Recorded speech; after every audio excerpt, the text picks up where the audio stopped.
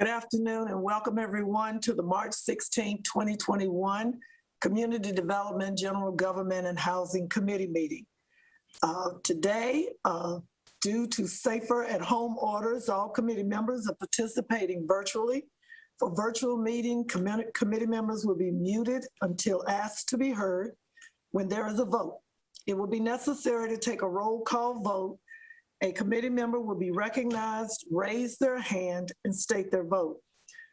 Committee members are Councilmember Annette Scipio, Vice Chair, Councilmember Robert Clark, and Councilmember Kevin Monday. We have a pretty long agenda for the day, and I want to thank staff and everybody for being here and participating so we can get the people's work done. Without any further ado, City Clerk, would you please call? We have an agenda with 2 consent items and we have 9 general agenda items. On the consent agenda, if there are any comments or anybody want anything pulled, go ahead and say so. And if not, may I have a motion to approve the consent agenda? Motion to approve. Second. We have it has been moved and approved and seconded.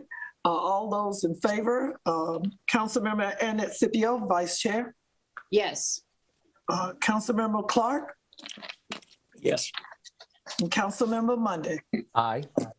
And the chair votes yes. And it is approved unanimously. City Clerk, would you please call the first item on the general agenda? Item G1, resolution adopting the proposed plan, Public Art 2020-2030, Winston-Salem, Forsyth County plan. Thank you. Mr. King, this is you. Good afternoon, Mayor Pro Tem, and council members. It's good to see everybody today. We've got Kelly Bennett on our staff, and Kelly's going to be making a brief presentation on this item, so I'll turn it over to Kelly. Thank you. Thank you, Aaron. Good afternoon, Mayor Pro Tem, Mr. Mayor, and Mayors of Council. I believe I have a presentation that's coming up here. And can advance to the next screen, please.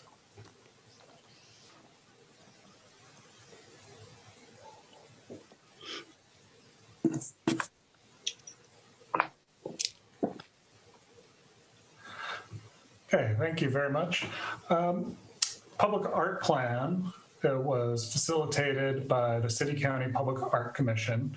This is the commission that's appointed by the City Council and County Commissioners to make recommendations on matters of public art. This plan would set the agenda for the next 10 years of city and county public art investments. It has 5 goals. And then it has project recommendations, which include different locations and ideas for public art. Advance, please. Advance. So there are a lot of excellent reasons to invest in public art. One reason that's not talked about very much is the economic case for public art. It defines a sense of place and creates pride in the community. It attracts visitors. It increases foot traffic in downtowns and also the length of time and money visitors spend contributing to continued development. It's also an investment in public art. An investment in public art is also an investment in local jobs, regardless of where the artist is from. There's always money invested back in the community. A study that showed recently that for projects with budgets over $150,000, about 2/3 to 3/4 of that is redistributed back into the local economy with businesses such as installers, art handlers, electricians, landscape architects, and concrete companies to get that art installed. Next slide, please.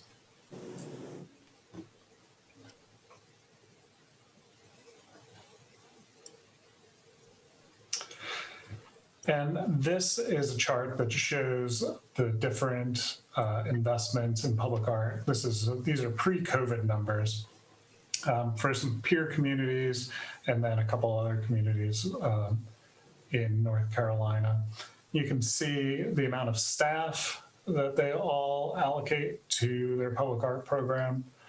And then there are two budget items. There's a public art budget, and that's the dollar amount that each of these communities allocates annually to public art. Winston-Salem allocates pre-COVID $55,000 a year. And then there's percent for art, which is allocated along with capital expenditures. It's a certain percentage that goes along with, say, park rehabilitations or streetscapes or, you know, those bond projects that come along every few years. And percent for art typically allocates 1% of those budgets for certain items for public art. And you can see that several of these communities do that. And then you can also see the number of projects per year that each community is doing. And those that do the percent for art typically see a lot more projects per year. Next slide, please.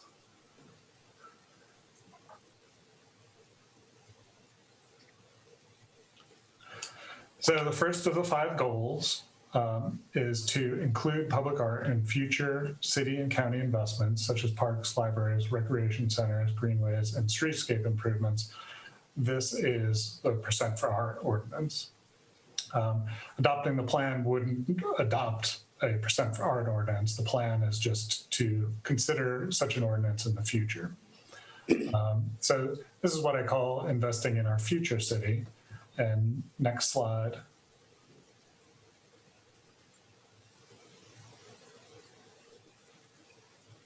Goal 2 would be investing in our current city. So this would be that annual budget item, and it's to increase public art funding for projects at existing parks, greenways, libraries, municipal buildings, downtown and neighborhoods. You know, these are the investments that aren't bond funded.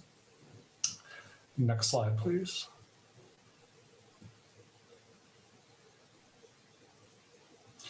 And the third goal is to help foster a local public art economy that develops local artists, but also fabricators and other related businesses.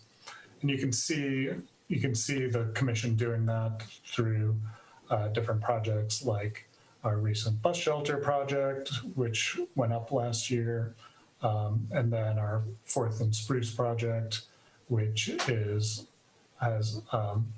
split the design part of the project and the fabrication part of the project to make sure that we get a local artist and also a local fabricator to do that work.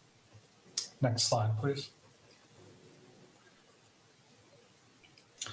Goal 4 is to raise community awareness of the city-county public art program. One thing that's already underway is to make an online map of all of our public art projects, and you should be seeing that in the coming months. Next slide, please. And then back one, please. Goal 5 is to care for and manage our growing public art collection. This hasn't really been an issue as of yet because the program's only been around for about 4 years. But, you know, some older pieces, including the memory wall along Trade Street, has seen, you know, many years and needs a little refurbishing. Some of our other projects that we're doing now, you know, in 20 years, we'll probably need similar treatment. So we're just planning for that. And next slide, please.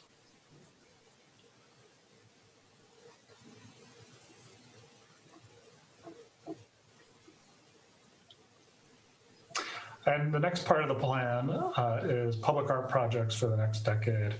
And this shows a number of areas and ideas for public art projects. And the current staffing levels and pre-coronavirus funding levels, Commission is likely to complete 12 to 15 public art projects over the next 10 years. And then with recommended larger budget allocations and a percent for art ordinance, that could easily increase to 25 to 30 projects and possibly more. Next slide, please.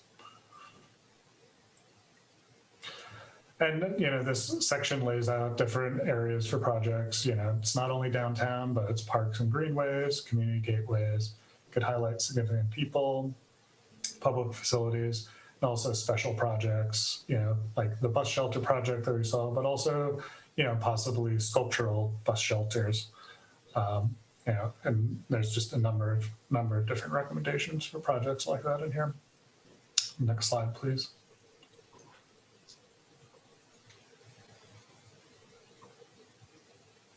So the public art plan has been underway for a while now, and began in 2018 with brainstorming and visioning by the Public Art Commission.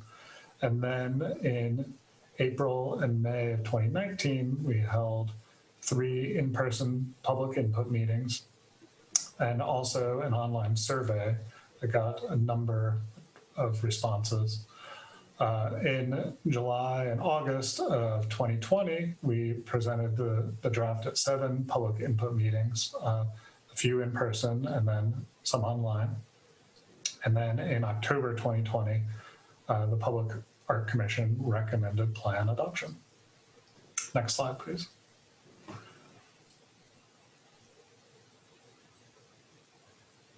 And next steps would be, if it's recommended by this committee, to go to the full city council. And then after that, we would also be bringing this plan to the Forsyth County Board of Commissioners for a public hearing. And next slide. Thank you, Mr. Bennett. Are there any comments or questions from the committee? Councilmember Clark, and then Councilmember Scipio. I thought we had for larger construction projects, they had to set aside, I thought it was 1% for public art or something. No, not that I'm aware of. I know there have been, the public art has been funded for the Business 40 improvements. And also in the past, I believe there was a set aside in the innovation quarter for public art. Correct. Okay, but not in general. Not in general, no, sir. Okay. Is that it, Councilmember Clark? Yes, ma'am. Thank you. Vice Chair Scipio. Good afternoon, everyone. Glad to see your smiling faces. Kelly, I love the public art presentation. However, I think for the good of the cause, public art is not just what the city funds. So we have public art all over the city.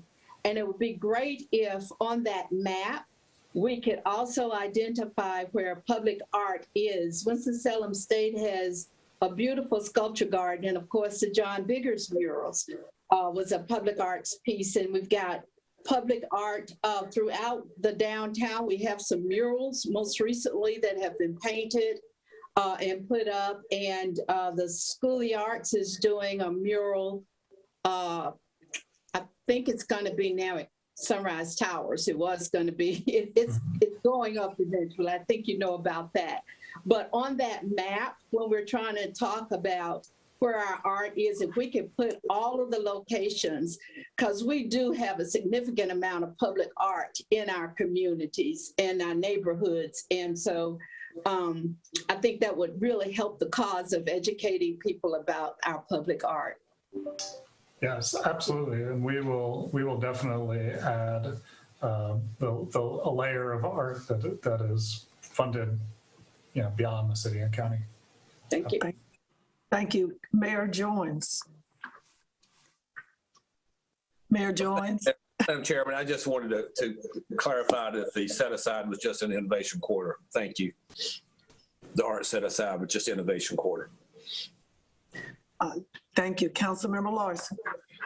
Well, I am a little confused about that now because the Otter, which was paid for by Lytle grocery store with a $40,000 set aside, from that development Yeah. project. But could somebody, I mean, Robert Clark, I think you brought it up, and I mean, that's how that water was paid for on the water tank. So I'm a little confused about what we actually Yeah, and I did. remember other projects that were done with set-asides. The, Voluntary, I think. Go ahead, Mr. Bennett. Okay.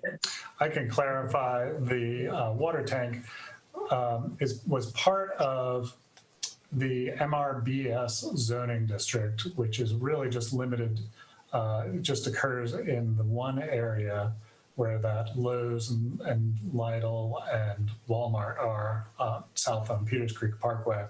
And there's a stipulation in that zoning district that developers have to choose 5 of, I believe, 9 improvements in that area. One of those things can be public art. So you saw the Walmart investments in public art, and the Lidl store asked if they could contribute the money for public art to the city rather than putting it on their property. And that is how the river otter, the water tank came to be. So the answer is kind of yes now. Kind of yes, in limited circumstances. Hold up. Councilmember Larson. So there's a geographical area in my ward that has money made available based on development in that area. Is that what I'm hearing, Kelly? Yes, if the developers choose that route, but it is very limited. Can I get a boundary of what that area is sometime? Yes, it's basically the big box businesses from Lidl back to Lowe's and then south to the Walmart, I believe, are all in that zone. And staff will be glad to get that to you, Councilmember Larson. Councilmember Clark, did you want to add anything else? Councilmember McIntosh. So we've got a strategic planning session coming up. I would like to see us address funding in a concrete, understandable, equal manner here, rather than just specific geographies. We are known as a city of arts and innovation, and I think we don't contribute as much to that community as we could. I know it's tough in tough budget years, but I think that needs to be part of our strategic planning discussion coming up. Thank you. Any other questions or comments? Mr. King, Councilmember Monday, go ahead. Just to clarify, and Kelly, thank you for the presentation. The staff that's listed on, can't remember what page, but the chart where you've got populations and so forth, are those that's a city staff member who, for Winston-Salem, who is half-time dedicated to the arts project, to maintenance, to any project that's related to that? Okay. That's my current position, and I spend about half of my time for the city managing the Public Art Commission and executing these projects. Okay. That doesn't include, when recreation and park staff is asked to help do something. That's just staff time managing the commission. Okay. Thank you for that clarification. Yes, sir. Are there any more questions or comments? This is a resolution to adopt the proposed plan. Move approval. I have a motion for approval. May I have a second? Second, Monday. I have a second. I will do the roll call vote. Vice Chair Scipio, Yes. Councilmember Clark, Yes. Councilmember Monday. Yes. It has been moved and approved and voted on. Next agenda item, please. Item G2, presentation of results from the 2020 resident survey. Mr. Rao. Good afternoon, Mayor Pro Tem Adams, Mayor Jones, members of the City Council. I'm going to turn it over to Scott Tesh, our Performance and Accountability Director, who's going to guide you through this presentation and present the results from our 2020 resident survey. Go ahead, Mr. Tesh. Good afternoon, Mayor Pro Tem, Mayor, and members of the City Council. I believe, Meredith, we have a presentation that goes along with this. Have an information item for you here today. I'm going to tell you, in years past, our survey administrator, ETC, would have done this to save the taxpayers a few dollars. Staff is going to handle it. This is a pretty lengthy presentation, and based on the agenda, I'm going to spend a little more time hitting the high notes and Very good. So, Meredith, if you'll advance the slide, please. We're going to talk about the purpose and methodology generally, the respondents, spend a little more time on data and major findings, and then summary and questions there at the end. Next slide. So generally, we do this. Most important bullet point on there is to get a statistically significant sample so that we can make generalizations about the overall population. We ask questions about importance and satisfaction, both in our city services and general livability. And ETC provides for us benchmarking regionally and nationally as well. So next slide. I've mentioned them several times. ETC Institute was selected through a competitive RFP process several years ago. They were selected based on price, but also because they really are a national leader in this space. You can see there that many of our peer jurisdictions use them. Charlotte, Raleigh, and Durham. High Point has used them recently as well, and Forsyth County was thinking of using them. Just a note here that we are in the final year of that agreement, so we will actually be going back out for another RFP here in the future. Next slide, please. In terms of a marketing strategy, the contract itself is written such that they have to provide responses for us. So our marketing at this point is really to let residents know that the survey is coming. Please don't throw it away. Please be civically engaged and respond to it. This year, because of COVID, we did not put out paper copies of the non-random survey. So that is something that was a little bit different this year. Next slide. In terms of survey reach, you'll see there the far left orange bar with the responses that we received. We have done better this year than we've done in the past, and on average are hearing from more than twice as many people in terms of the percentage of our population as our peers are. We did get, and you'll see the demographic data, a good representation of our city. And a note down there at the bottom, we are still currently administering the non-random portion of the survey, and we will get that information to you when it becomes available. Next slide. Really quickly here, this is mostly done via mail and online. We did get nearly 1,300 responses to the survey this year with a minimum of 100 per ward as required by the contract, which gives us a 95% confidence level and a margin of error of less than plus or minus 3%, which is just really, really good for cities. Most other cities are struggling to get plus or minus 5%. So next slide. We're going to move into the respondent data. Go through these again really quickly. So by age, the breakdown is almost 20% in each one of those categories. Moving on to the next slide. When we look at race and ethnicity, they again did a very good job matching the demographic profile, race and ethnicity for the city. Next slide. Gender, about 50-50. Rent versus own, it's a little more difficult to get renters, so 35-65 there, and I think we're at about 56-44 split with 44% of our population renting, so we're pretty close there. Next slide. In terms of household income, I will note about 20% of the respondents chose not to tell us what their household income was. Amongst the other areas there, we did a pretty good job getting it. Generally skews a little more on the higher income, and that's not just us, that's most resident surveys, but you do see that we got a good number of responses, totaling more than 40% for households under $60,000 income. When you add together the top chart or the top pie slice and the one off to the right. Next slide, please. So getting to the results, I know I ran through that really quickly, but overall, this survey gives us very similar information to what we've gotten from our past surveys. When we look at Winston-Salem as a place to live, as a place to work, and just the overall quality of city services, we rank well above our regional and national benchmarks. The top priorities here, we're going to get into individual charts to talk about those. So if you'll go to the next slide, Meredith. So overall perceptions, next slide. As we mentioned, as a place to live and raise children and work, that overall livability, we rank very high, more than, or right at 85% of our residents think of us as either an excellent or a good place to live. Next slide. This is getting more into the individual details. I think we tend to draw our eyes down to the bottom of this chart to begin with, something that we've seen previously. Maintenance of city streets and sidewalks is the service area where we see the lowest level of satisfaction has been in the strategic plan, both in the 2017 iteration and the update. We see fire, police, and solid waste at the top. I will note that there is a high level of satisfaction with police services, but we're going to see some interesting data on how residents perceive safety within the city and also the visibility of police.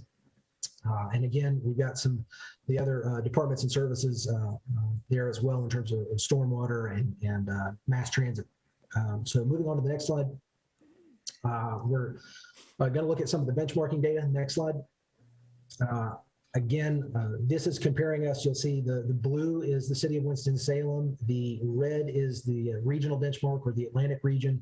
And then that my screen, it's beige or yellow, is the US average. So as general livability, we're doing better than the regional and national benchmarks. Next slide. In terms of these other factors of livability, the only one, again, I want to draw your attention to, that little red arrow, is the overall feeling of safety in the city, where we're roughly 8 to 10 percentage points behind the regional or national benchmarks. We are at or above in the other categories there. Next slide. So looking again at the more detailed services, we tend to be at or above in most of these categories as well. The two where we fall a little further behind there are stormwater management and then community services, which is really related to code enforcement and our community development programs. So those are two areas where we don't perform quite as well as the regional and national benchmarks. Next slide. Want to talk about customer service for a second. We are at or above the regional and national benchmarks in customer service. I think we see some of these numbers and we think, 80, 65, 64% of the time. So it's good to know that we are at or above where our peers are at. Are you having trouble hearing me, Mayor Pro Tem? No. Okay. I'm sorry. So from a customer service perspective, we're doing well compared to those peer jurisdictions.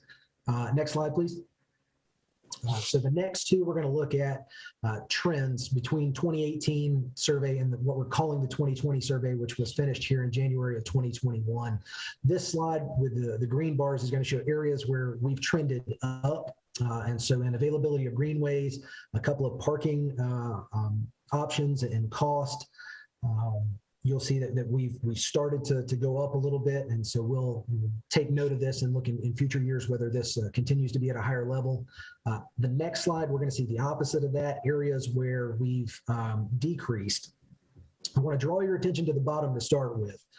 These ones in sanitation, staff has talked about these and the general idea or notion that this is probably related to COVID and the suspension of certain sanitation services when the pandemic hit. I don't think that people are 25% less happy about it in general. So we do expect those to have a regression back to the mean next year. But you do have a few areas in here I wanted to draw attention to. As I mentioned earlier, the overall efforts to prevent crime, as well as the visibility of police in neighborhoods. It's interesting that we see downward trends there that are not seen in the regional and national benchmarks. So those are places where we have diverged or have a little variance from our benchmarks and have seen a negative trend in our numbers too. The one at the top, local economy, that's probably related to COVID as well, we would presume. So we hope to see that one bounce back next year. Next slide, advance one more for us.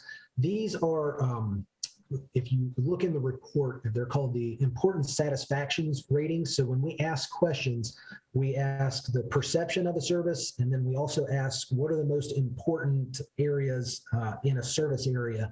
And what ETC does is they have a formula that pulls together anything that is rated low perception, so residents are not as happy with it, and they say it's an important service to focus on. And those fall into here, either a high or very high priority. You'll see that important satisfaction rating column is second from the right. Anything 0.1 to 0.2 is a high priority. Anything above 0.2 is a very high priority. I will draw your attention there. The one circled in red, maintenance of city streets, is a 0.34. It is the highest of the list, but we'll kind of go through here. Again, you see there, crime prevention efforts and visibility of police showed up here.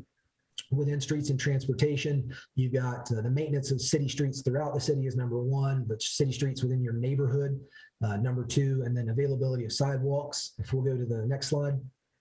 Moving into we separated out public transit this year. So timeliness of WISTA, I think if you were to look at the reports that come from the service provider from WISTA, we generally do pretty well on timeliness. So this may just be a perception of it's always important to make sure the buses are on time. In community development, again, the very high priorities there you see related to code enforcement, demolishing houses, and city rehab loan programs, very high on the list. Next slide, please. In recreation and parks, we have city's youth programming and activities. This is not the first time we've seen this as a high priority in the resident survey. And also maintenance of city parks. I believe in the last iteration of the survey, we had maintenance of city recreation centers. So I think what we're seeing is maintenance of recreation amenities and facilities in general continuing to be a priority. In solid waste, again, some of this may be COVID related with suspension of certain services, but we do normally see leaf collection at the top of that list, but brush being a higher item that may be related to the pandemic. And then the next slide is water, sewer, and stormwater. And the highest priority there in terms of importance and satisfaction was overall affordability. And we asked that in terms of water, sewer, and stormwater bill combined. But affordability was the number one issue, and it is the first time it's been at the top of that list. So next slide. One other thing I want to show you here, we do ask two questions. So the first question is, how do you receive your information about the city? The second being, how do you want to receive it? So I believe my legend is covered over here. The blue line is how you receive information and the red is how you want to receive it. This is more for staff probably to look at and think about some of our marketing strategies around how people are getting that information versus how they want to get it. We do see a large discrepancy down there in e-notifications, between 10% getting it that way and nearly 30% wanting to get it that way. So we do have some work we can potentially look at doing on how we market and get the word out on some of our programs and services. Next slide. A quick alignment of priorities to the strategic plan. So this is looking at those important satisfaction ratings. We'll see that they skew heavily in healthy environment, livable neighborhoods, and quality transportation. That's also because of the types of questions we ask about services. So you don't see any in economic vitality and diversity. Those are types of questions that are more business related. So I don't want you to think it's that residents don't care about those. It may be just the types of questions we're asking tend to lend themselves more towards some of those core services in sanitation and recreation, community development, and transit and transportation. Next slide. Next steps, what I will tell you is you're going to see this information again next week as part of our strategic planning workshop, a little more detail, and we'll bring back some of the visualizations we had. Would love for you to use this as context with the focus group feedback that you're going to get from the consultant to look at what are the highest priorities and where we might want to target resource allocation if we need to based on these. I have tried to move as quickly as I possibly can through this. I would love to take any questions. Mr. Tesh, you did a fantastic job. And hopefully all of the council members read the items before the committee meeting because they will have known that we're going to see this again next week. But what I'm asking the council to do, as well as the committee, if you have any questions or concerns, please email Mr. Tesh, Mr. King, Mr. Garrity, or anyone else so that they will be prepared to answer them, much like our budget cycle next week when we all meet again and go into more detail. With that, unless somebody has a burning desire to ask a question, we're going to move on to the next item. Great. City Clerk, read the next agenda. Item G3, resolution to establish a community early childhood education task force in Forsyth County. Ms. Logan Ford. Thank you, Mayor Pro Tem Adams. Good evening, Mayor Joines, members of the committee and council. Item G3 before you is an item to establish an early childhood education task force in Forsyth County.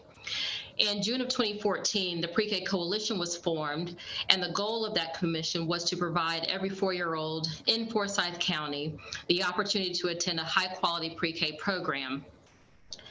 High-quality pre-K education is a key factor enabling our children to succeed in school, in work, and also in life. The Forsyth County Board of Commissioners has endorsed establishing this committee, and now the request is before the City Council and would also include a member from the Board of Education. Those members would serve as a steering committee that would appoint members of the task force. The task force, there are 3 goals that are identified for the task force. They want to look at methods for continuing pre-K programs, both in private and public settings.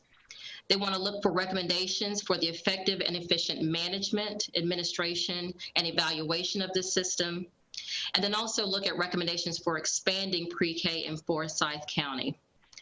The task force members, as I stated earlier, would be identified by a selection committee with membership comprised of 3 members selected by the Pre-K Priority Steering Committee, and then a representative, 1 each from county government, city government, and the Board of Education.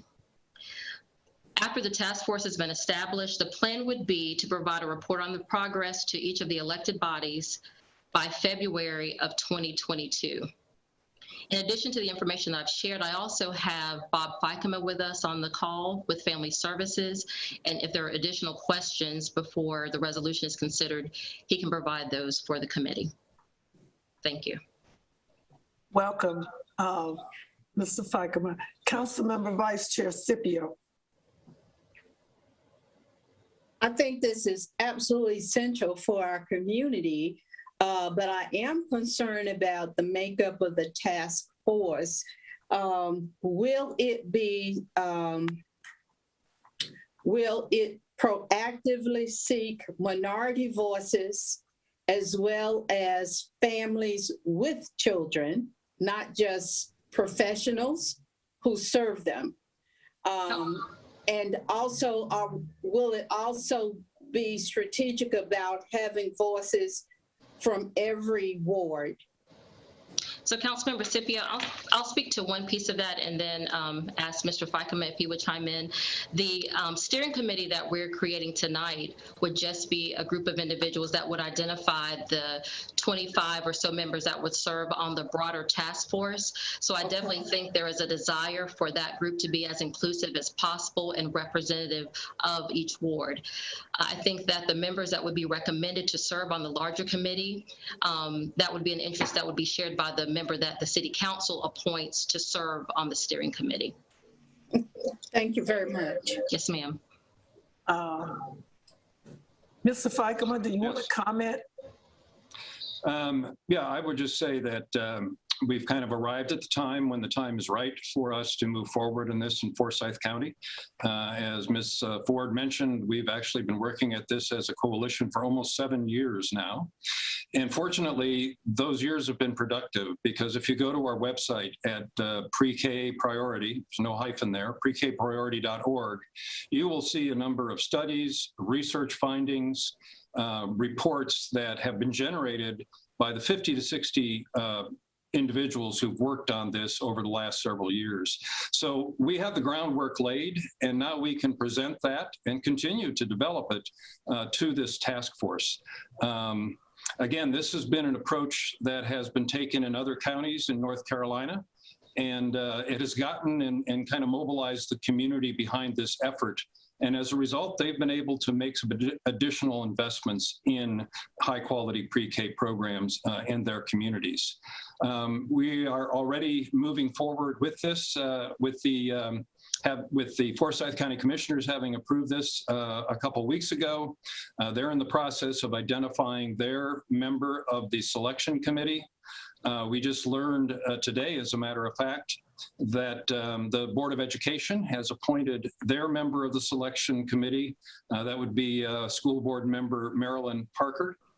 And from our group, the Pre-K Priority, I would be on the selection committee. Claudia Barrett, who is the Executive Director of Imprints Cares, and Meredith Flo, who is the Executive Director of the Centers for Exceptional Children. So we're getting geared up and ready to proceed and to, again, emphasize what Ms. Ford said. This is to be a diverse and inclusive task force that represents the various sectors of the community. At the same time as we've been working as a group of professionals, we are now getting organized some grassroots efforts to involve parents in this process. And that is being headed up by two organizations in our community, Action for Equity and Latino Community Services. And they will become very important parts of this process of establishing a plan for expanded pre-K by making sure that parent voice and community resident voice is heard as a very important and essential part of this process.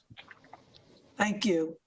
Want to tell the council and the committee that I've been fortunate enough to attend a few of these meetings over at the Family Services on Broad.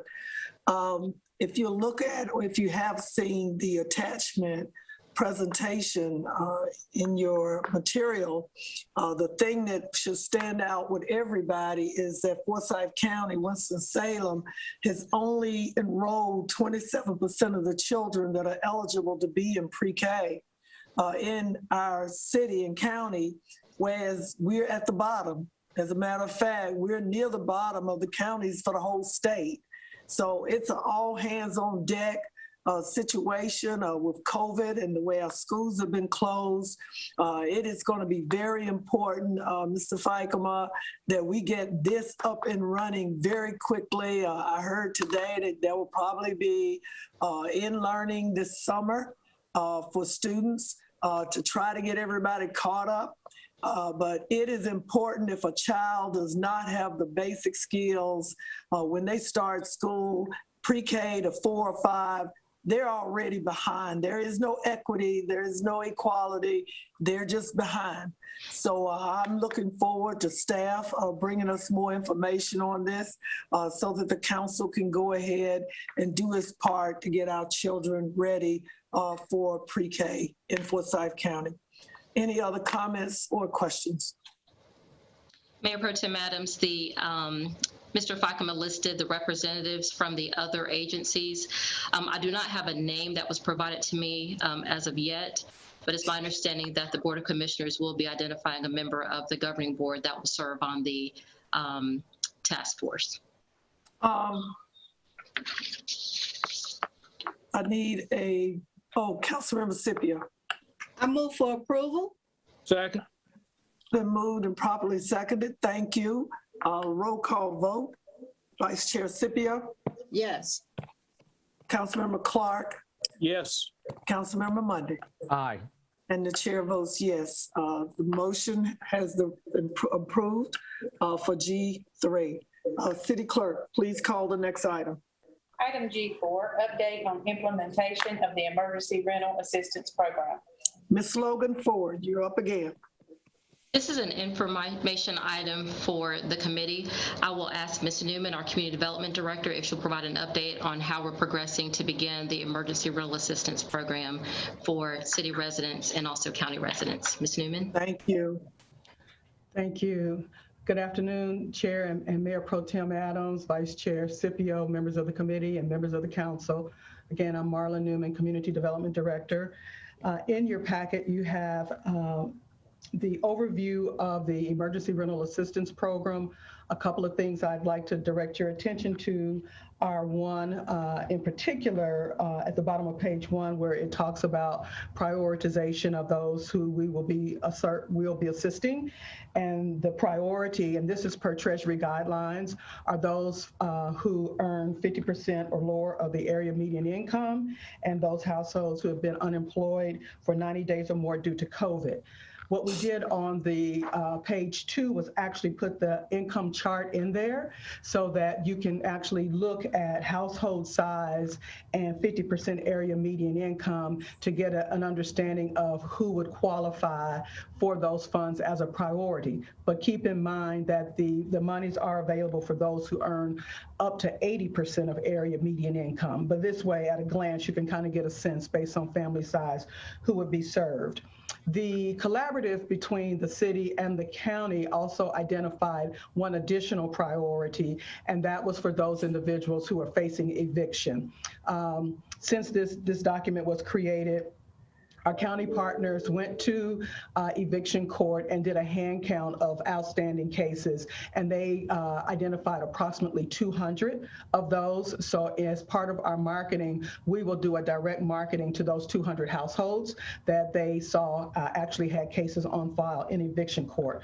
We will also be working with some community outreach partners who will go out and we want them to, among other things, either communicate with eviction court and provide the flyers and the information to court personnel, be it the magistrates or clerks, as well as potentially hand out information to the tenants who may be coming to court. There, again, is some targeted mailing that will take place, radio placements, TV placements, newspaper placements, social media. So we're looking at a variety of strategies for getting the word out. In addition, this past Friday, the 12th, all contracts were signed for service providers, and the 2 service providers that were selected, one is Neighborly Software, which is the company that will be developing the online application. The city has extensive relationship with Neighborly, as they are the ones who provide the software systems that we use in community development for our community agency funding process, as well as for our rehab lending. So we are very familiar with Neighborly as a product, and we have our first working meeting with them this coming Thursday. The primary organization that will be doing the call center, taking the applications, doing the eligibility verification is an organization by the name of Tetra Tech. So those are the 2. We had our initial kickoff call with Tetra Tech just late yesterday afternoon. So we're off and running. We have established April 5th as the date by which we will open applications online.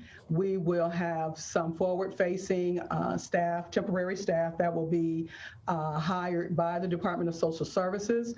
They will do intake and calls as well for those individuals who are internet challenged or may not have the proper equipment. There will be a mechanism where they can call in and their information can be taken over the phone and put into the online system, and then they can come by and do a document drop where they'll come in, we'll make copies of the recommended documents, upload those documents into that electronic system and give them their paper documents back, and then if need be, they can come in and give their information to the intake people in person that will go into the online system and provide those documents as well. So we're looking at a variety of methods. After probably about the first 30 days, we will actually then go from site to site throughout the city and the county, so that for those who may be challenged with mobility, we can actually come to a neighborhood closer to them to make it easier for them to access the applications as well. We will be prioritizing arrears for both rent and utilities. That's our primary focus. Should we find that after the first 90 days, there are funds available to pay forward rent, we will consider that. But first and foremost, we want to achieve housing stability, so we will be focused on our arrears. We're also going to be asking our landlord partners if they would be willing to agree not to evict after we pay rent. Again, we're trying to achieve stability. If what the landlords need is rent and we're paying the rent, we think that it's only fair that they agree not to evict the tenants for a certain period of time for payment issues. Now, of course, if there are lease violations and all of that, those are legal rights that they still have. But we will be asking that they not evict if it's for payment and we're making the payment to them. We're going to also ask that late charges and fees be waived. Because that's just an extra burden that could just really go to rent. And there will be some other stipulations. They will have to provide a W-9, and we will be needing them to confirm that they actually own the property are legally obligated or able to collect the rent. So we want to make sure, because we know that there are those times when people will try to come in and manipulate a program. So we need to get proof that they are in fact the owner of the property in order to collect the rent payment. And again, I said we'll also require a W-9. There are provisions under the Treasury regulations that if a landlord will not correspond with us so that we can make the payment directly to that landlord, which is the plan, we will make the payments directly to the landlords and directly to the utility companies. We can, under Treasury regulations, after 14 days, provide the money to the tenant to make the payment. And so Treasury is continuing to update their guidelines. Just about 30 minutes ago, I got an email that Treasury just issued a new set of frequently asked questions and guidance. So we're constantly reading that, and those things will be incorporated into our policies and procedures that we will be adopting, as well as an appeal process if for some reason someone is denied, their application is denied for rental assistance for whatever reason. We are also building in an appeal process that will be a team that's from the city, the county, and Tetra Tech to review any complaints or appeals. I'll pause there and answer any questions that I may. Thank you, Ms. Newman. Vice Chair Scipio and then Councilmember Clark. Oh, this is just wonderful. It's such a needful program, Ms. Newman. Quickly, I only have a few questions. Where are Neighborly Software and Tetra Tech headquartered? Where are they out of? Neighborly is based in Atlanta, and Tetra Tech is in Florida. Okay, so all of our communications with them is nothing physical here, but they're hiring staff to serve here. So they are, well, like I said, we work with Neighborly because it's software, so they're all cloud-based anyway. Right. They do come on site and do training. We do know that Tetra Tech intends to have a staff person here physically on the day of launch. So they will be coming here in person. They will also be training our local temp staff that will be hired through the Department of Social Services. So the Department of Social Services will be bringing on board somewhere between 5 to maybe 7 temporary staff to work this program. The city will not be hiring any staff at all. So our part of the deal is managing the contracts with Neighborly and Tetra Tech. We have a mechanism by which we pool the funds, and we have a mechanism for how we divide what goes to pay which pot, be it city or county. But the local staff will be trained by Tetra Tech, and Tetra Tech will be on site at program launch.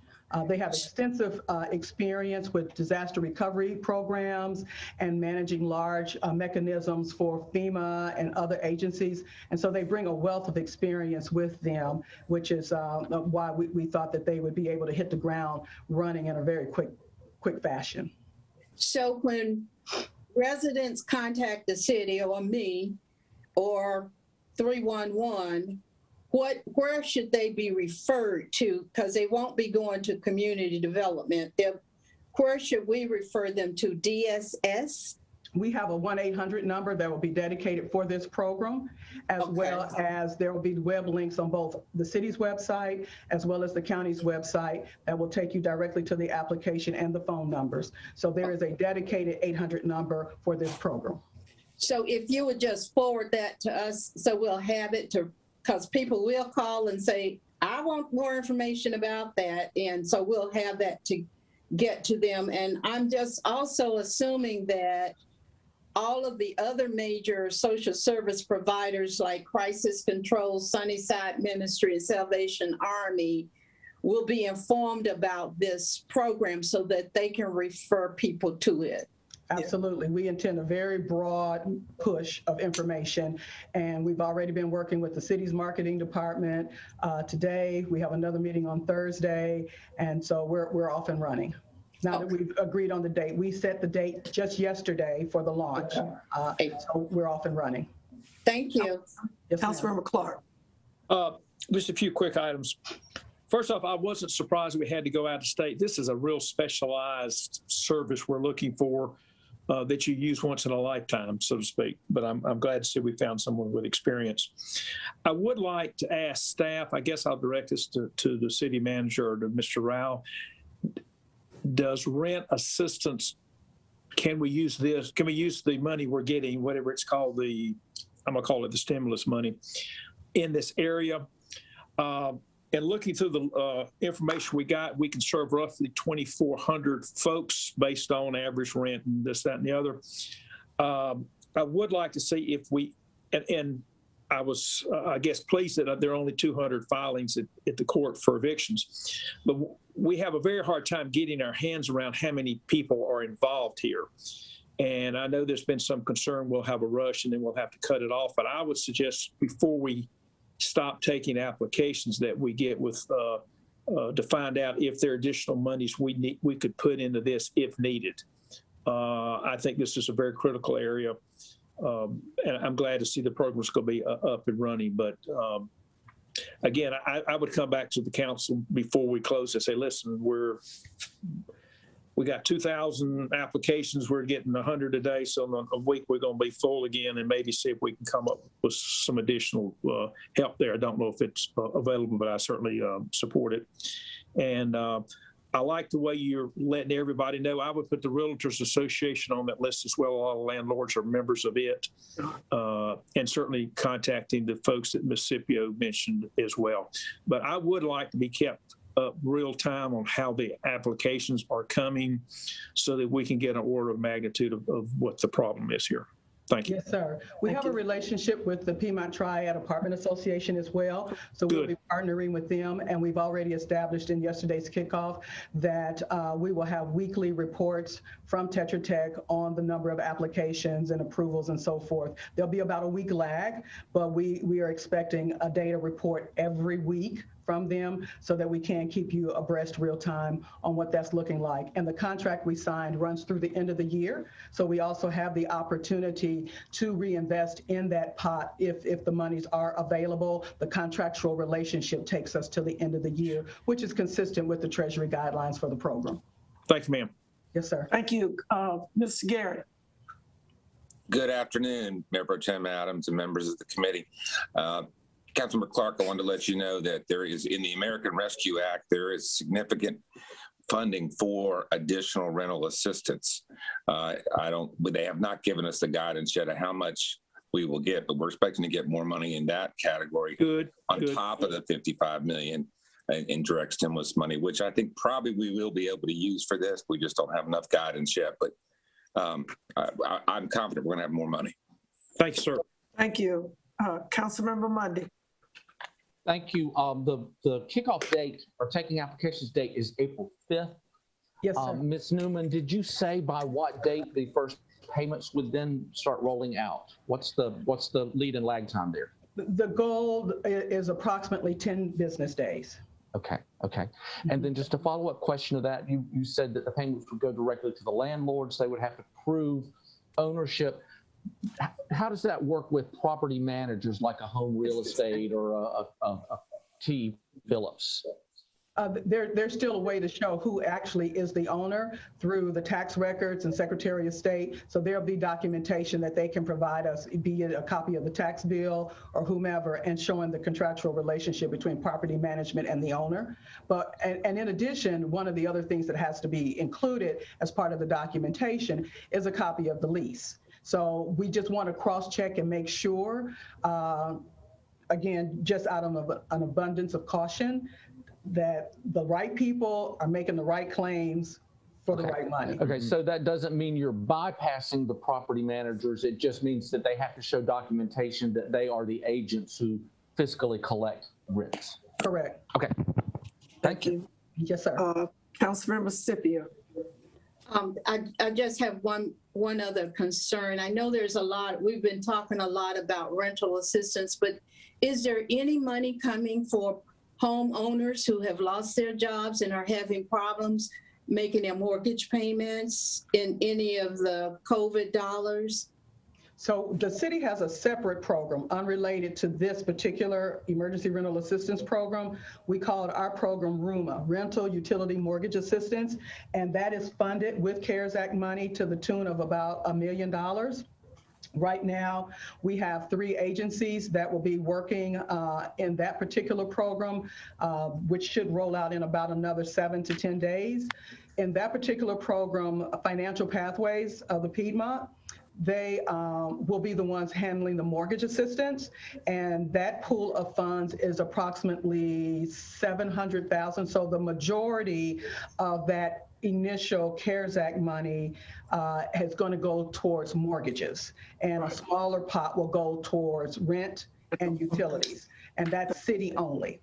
So we made some adjustments in that particular pot and it shifted more towards mortgages once ERAP became available.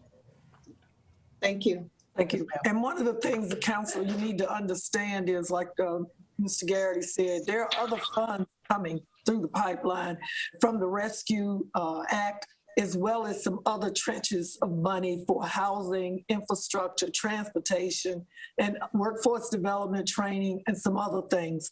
Again, I know you get tired of saying this, but we don't know the specific guidelines yet. Ms. Newman, Ms. Logan Ford, Mr. Garrity, Mr. Rao, nobody.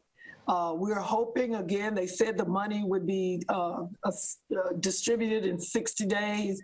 We're hoping that's true.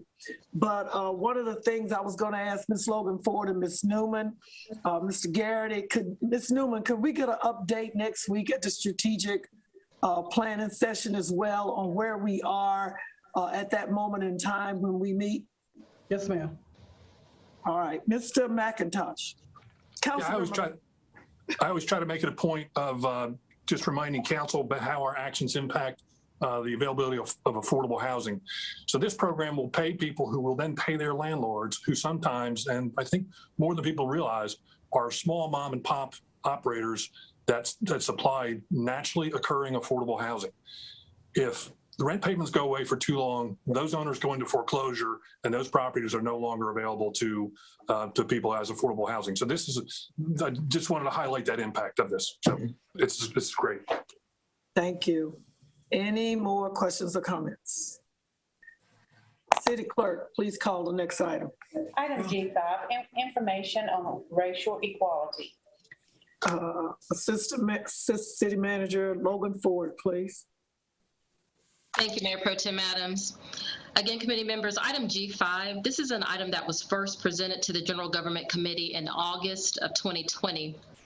At that time, the item reviewed the actions taken from jurisdictions in Asheville, North Carolina, Providence, Rhode Island, and Evanston, Illinois, as it related to racial equity.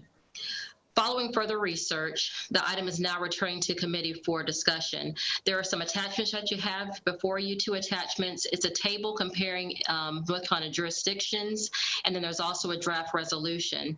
I'll hand the presentation over to Ms. Martin, who did the initial research, and also to Assistant City Attorney Keisha Redd, who drafted the resolution that's before you this evening. Meredith? Thank you, Tasha. I'm going to defer to Ms. Redd for now. Okay. Good afternoon, Mayor Pro Tem Adams and members of the committee and council. After or following the August presentation, I was asked to look specifically to other municipalities in North Carolina that had passed resolutions following Asheville. And those are prepared for you in the chart that we provided. And in addition to identifying which municipalities passed resolutions, I was also asked to summarize the content of those resolutions and to provide it in a pretty easily readable format so that you wouldn't have to spend your time parsing through it. And in looking at that, I tried to look for and group similarities to show the consistency between the different resolutions in the various municipalities. Once that information was presented, I was then asked to come up with a draft resolution, something that the City of Winston City Council may consider reviewing, passing, considering at that time. And I followed that same format. And I'll just go over very briefly the format that those resolutions and the draft resolution for you followed. So initially there was very general historical data that was presented regarding slavery and the United States as a whole. And within some resolutions, it provided information about slavery in that municipality specifically. Then it went on to talk about after the 13th and 14th Amendments were enacted. The legal and policy implications that were present that prohibited economic mobility and educational opportunity for African American citizens. And then some of them went on to address specific municipal level actions that affected African American communities within their jurisdictions. They went on to make apologies. And within 3 of those, one thing to point out is that the present state and federal law, as it's written, does not allow for the direct payment of reparations. And so reparations means just repairing of a harm. But when people hear that term, the most readily thing that comes to mind is a direct payment to the aggrieved parties. And our current state and federal law does not allow for that. So even if that is an action that the council wanted to take, we presently cannot do that at that time. And so in the resolutions, several of the municipalities made specific calls to federal and state legislators or delegations to support resolution measures or commissions that had been proposed in the past that were introduced and did not have any forward movement. And so for the Winston-Salem draft resolution that I prepared, I follow that same format in providing very general information about the history of slavery. And then because I wanted to make something Winston-Salem specific as the other municipalities did, I focused specifically on actions that were taken by the then Winston-Salem Board of Aldermen, that while it did prepare and lay the groundwork for the expansion of the city, slum clearance projects and urban renewal projects such as the construction of Highway 52 and the construction of the Cherry Marshall Expressway provided the city an opportunity to grow, but it did so at the expense of very vibrant, very thriving African-American communities, businesses, churches, cultural institutions, schools. All of this was lost because the highways were needed. And as a result, those not only did it take it away, it eliminated wealth and wealth generating opportunities. And so now whatever economic disparities exist, we would have to acknowledge that that's, while it did allow the city to grow, it did so at the expense of these communities who are still lagging in terms of economic mobility, educational attainment, home ownership, business, economic opportunities, so forth and so on. And so that is just the structure that I use when laying out the resolution that is before you. And I'll now turn it back over to Meredith. Thank you, Ms. Redd. Good afternoon, Mayor Pro Tem Adams, members of the committee and council. The action items that are included in this draft resolution include the city apologizing for its participation in slum clearance and urban renewal programs. While that allowed the city infrastructure to grow, it did so at the expense of multiple successful Black businesses and homes in the eastern portion of the city. The next item that the resolution calls into place would be calls for the United States Congress to pass H.R. 40, which would establish a federal commission to study and develop a reparations proposal for Black African Americans. The third action would call for the North Carolina General Assembly to pass a similar legislation to the U.S. Congress. Number 4 would be putting the work that the African American Heritage Initiative has in place and ensuring that it's published on the city's website. That's looking at a narrative history of Black African American churches, businesses, neighborhoods, and cultural institutions that were lost to slum removal, urban renewal projects, such as the Cherry Marshall Expressway, US Highway 52, and what's now known as Salem Parkway. The fifth item would be to direct the city manager to give a minimum of a biannual update on the city's progress in this work. And then finally, we would request the city clerk forward copies of the resolution to the governor of the state of North Carolina, the city Winston-Salem delegation of the North Carolina General Assembly, the United States House of Representatives, and the North Carolina delegation of the United States Senate. We're happy to answer any questions or comments you may have. Councilmember Clark. Yeah. My family moved to Winston in '65, and I was 10 years old then. So some of this is slightly before my memory, even though I'm not sure when it was. I would like more information on the, let's call it urban renewal, specifically when it happened, who was on the Board of Aldermen at the time, what the votes were, who made the motions, all that. And I'd also like, and maybe this is in number 4, some understanding of how many homes were involved and things of that sort. And I'd also like the same information when Silas Creek was done, because that cut through a number of my neighborhoods. Councilmember Scipio. Thank you, ma'am. Thank you.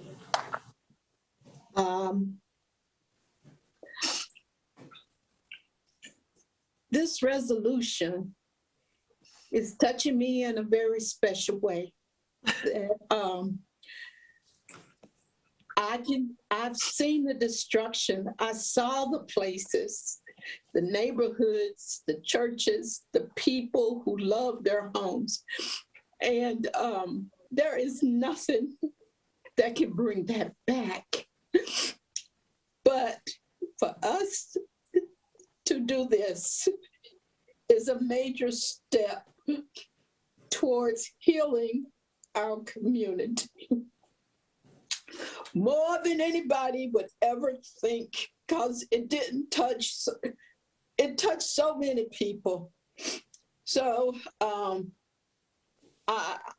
am very proud to support this particular resolution because the pain that came is more than, we've had to bear this pain. And we've had to bear all of the injustices that have happened legally for all black people in America since slavery. Nobody can understand that pain unless you've been through it, unless your family been touched by it. So this in no means is can replace it, but for the city to say they apologize, because I saw the buildings go down. I've seen all of our black schools get torn down or removed, repurposed, or whatever. And I know the pain that's happened over the last 60 years in this community. I remember when the now sheriff building was the Black Business District, and we had movie theaters and drugstores and banks, and it was vibrant for us. And it got torn down because Wachovia didn't want to look down on the safe bus going around. So unless there are other questions, do we need to move for approval of this? Yeah. Thank you, Councilmember. Go ahead. Councilmember Mundy. I just want to say that I understand how Councilmember Scipio feels, and Councilmember or Mayor Pro Tem Adams. If you've never been in a marginalized, disenfranchised group of people, you don't know. I can't say that I know what it feels like for an African American in Winston-Salem to watch their community be torn down. But I support this because it is the right thing to do. We've been on the wrong side of history many, many times. This gives us an opportunity to correct that. And as we're going to see with the next piece that we talk about, we're on the wrong side of history with another group of marginalized people. We need to take that into consideration. But that feeling of being marginalized, being pushed aside, not being good enough, I know how that feels, and I support this wholeheartedly. Thank you. Councilmember Larson. Thank you, Mayor Pro Tem. This is an important document, and I particularly am attracted to 1 and 4, which will document and memorialize the issues that we're hearing about today. We have a generation that lived it, but we have younger people that have not experienced what the impact of 52 and 40 and the urban renewal. I remember some of the urban renewal projects in this country and what a disaster they were to neighborhoods. So I guess what I would query a little bit is how we can execute on numbers 1 and 4. And I assume this will fall within the category of the African American Heritage Committee. but I want to make sure that it's funded appropriately, or that we have the resources to conduct the kind of research that needs to memorialize this. And it really is a study in history of our community that does need to be written up and recorded in some way, maybe in oral histories as well as a written document. There's a piece of work here that's significant, and it justifies the rest of the document. I mean, clearly on a national level, this is a national issue, but all history to me is local. And I really want to see us focus on what happens here in Winston-Salem and how we deal with it. So maybe Councilmember CPO, or somebody who is more familiar with that committee, can give some thought to the resources that will be needed to aggressively address this in a way that can make it present for our future generations, as well as currently what we're dealing with nationally. Councilmember Scipio or either Assistant City Attorney Red. Let me see if Assistant City Attorney Red has any ideas, and then I'll defer to Councilmember Vice Chair Scipio. As it relates to the African American History Initiative, right now there has not been any funding identified. It's a volunteer board, but what came to mind, and I also work with human relations, and so I've sat in on some of those AAHI meetings as we were establishing the committees and trying to iron out those details. But what became clear to me, and why I thought this would be important, is because many of the people who are currently serving on the AAHI, not only were they alive during the time, they were pillars in the community within that time, or direct descendants of pillars within the community. And so we have living history, and I wanted to, in addition to commend them for the work that they're doing for the AAHI, provide an opportunity for them to tell their stories. I know the AAHI has investigated ways to record oral histories, and I believe they're working with some folks over at Winston-Salem State, and maybe Digital Forsyth and some other institutions, to explore not only how to accurately capture those oral histories, but also if there are any grant funds or other funding that would be available. But I do not have an update about that, but I certainly can look into it and get back or report back to you with that. Thank you, Councilmember Scipio. Thank you, Attorney Red. I'm going to let Councilmember Clark give some closing comments, and then I'm going to go ahead back to Councilmember Scipio, because I got 4 more items to get to. Yeah, not to belabor the point, but we're awfully easy to criticize people that aren't here anymore. I would like to know how many houses were torn down in Happy Hills for that redevelopment. I'd like to know who was on the council and voted for it, because when I drive over there, I see a bunch of empty fields. Are we not guilty of the same sin? So I'd like some information on it too. I just think, picking on a bunch of dead people, oh, you did this wrong. Well, we know who tore down Happy Hills. Thank you, Councilmember So I'd like that information. Thank you, ma'am. That's all right. That's what this type of conversation on this issue does for all of us. It brings up some feelings and some opinions and whatever thoughts that we may not have ever had if we didn't talk about this. Councilmember Clark, we're going to make sure staff, Mr. King, Mr. Garrity, Attorney Red, Assistant City Manager Logan Ford, please start to compile the necessary information and responses to questions for the council. And I'm going to let Councilmember Scipio give the closing comments, because I got 4 more items to get to. Yep. Madam Chair, this is just for information only from what I'm reading. Yes. And so we're going to have continued discussion on this next month. Is that the plan? That is the plan. We want to go ahead. Now, you got to remember, I'm working in a calendar that has Juneteenth coming for the city. And I want us to be able, as a city council and government, to have something else constructive to add to that celebration, along with your committee, the committee you founded, Vice Chair Scipio, to help us bridge and bring some of these things together since last year. That's the goal. So yeah, there'll be more discussion moving towards June. Is it premature to send this resolution forward to the council? I don't think so, but I would need first, this is for information, but we can move staff to do that. City Attorney, Attorney Red, what's the course here that we could take? Well, as my understanding was that it was presented today as an information item only. So I don't know that it would be appropriate to take action, but I see my supervisor, Ms. Carmen, is here, and she can certainly speak to that point because I would not want to give the committee any erroneous advice. Good afternoon, Mayor Pro Tem Adams and committee members. It's certainly up to the committee in terms of whether or not it's ready to move this forward.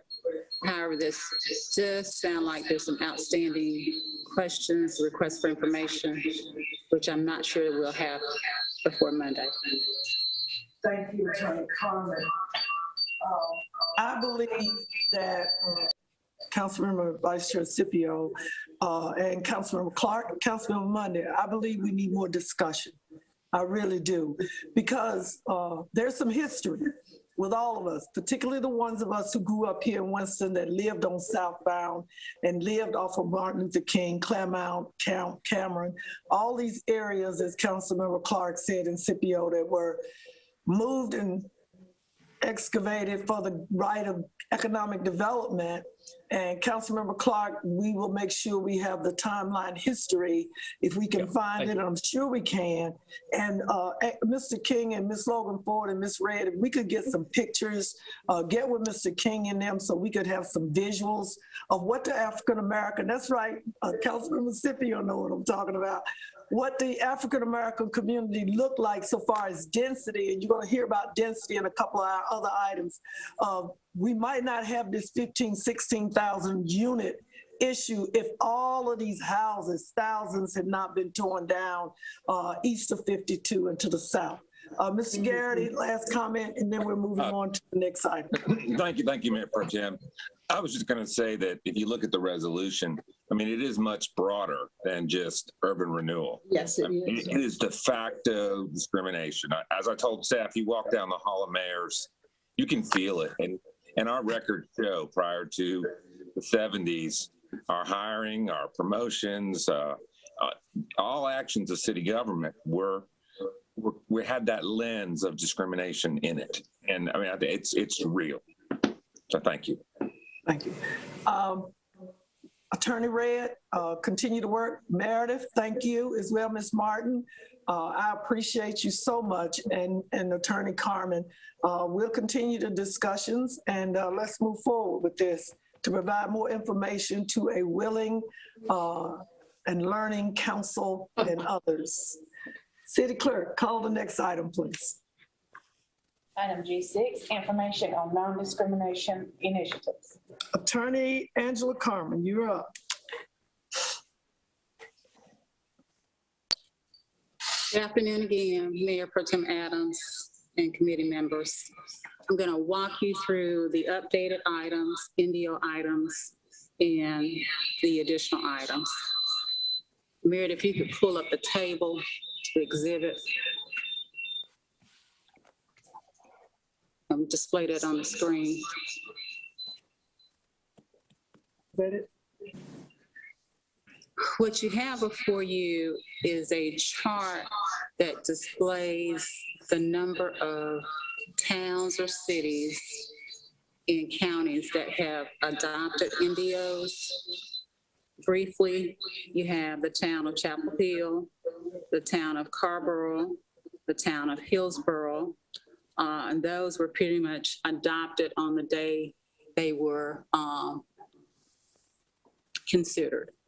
And then you have other communities like Durham and Greensboro, and they were adopted on the day of consideration, but they become effective on July 1st, 2021.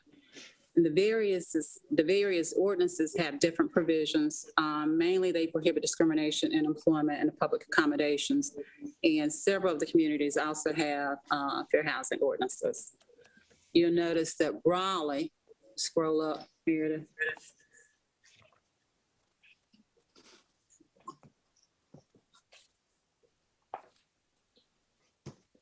There you go.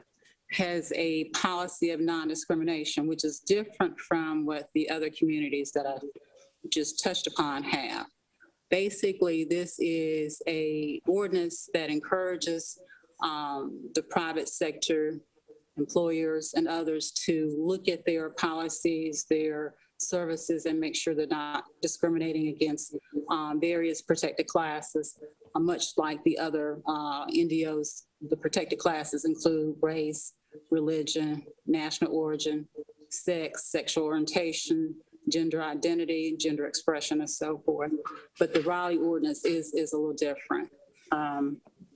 The other thing that I would point out is that, again, you have different dates of adoption and different effective dates. Unless there are questions about the chart, I'll go to the actual items for the city of Winston-Salem now. And the first item should be the personnel resolution. We'll display that for me.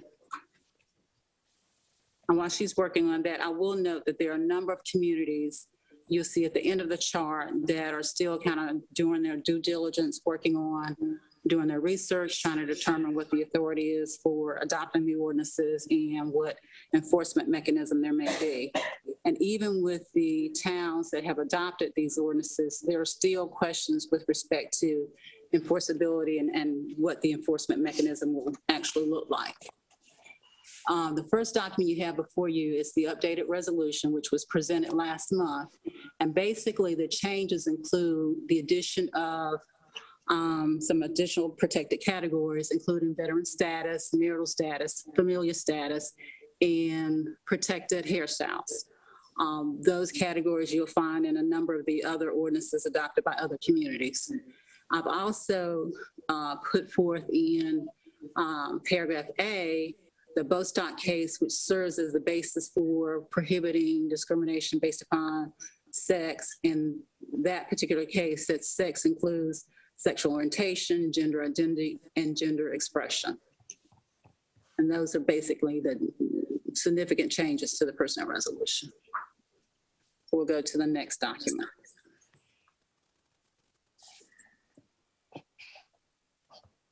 Whichever is next.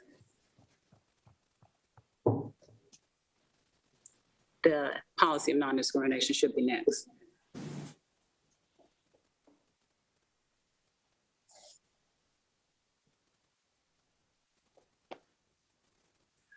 And now you have the policy of non-discrimination, which is an ordinance. And this has been updated since its introduction in February. And again, the additional categories are veteran status, marital status, familial status, and protected hairstyles. I've also added the Bostock paragraph that was in the personnel resolution. And basically, this ordinance, much like the ordinance in Raleigh, encourages the private sector to look at its policies and procedures and to adopt a policy of non-discrimination and to abide by that. It encourages the private sector to essentially move forward with being inclusive and progressive in that regard. It also tells the city manager and myself that in terms of city boards, commissions, and so forth, and city government policies and procedure, that those policies and procedure will be inclusive and will prohibit discrimination based upon those protected categories that we talked about earlier. And it also provides a provision, or has a provision, that gives myself and the city manager, once this ordinance is adopted, basically 100 days to come back with a more stringent enforcement mechanism and analysis of the law that'll addresses whether or not the city has the ability to adopt such a more stringent enforcement mechanism and so forth. Okay, so that's the ordinance. And the additional documents should be the amendment to the fair housing ordinance. Do you see that, Amanda? I included this document this go around because we just recently entered into a memorandum of understanding with HUD, which has basically said, based upon the Bostock decision, that sex, you can go to the last, I think it's on the last page, scroll up.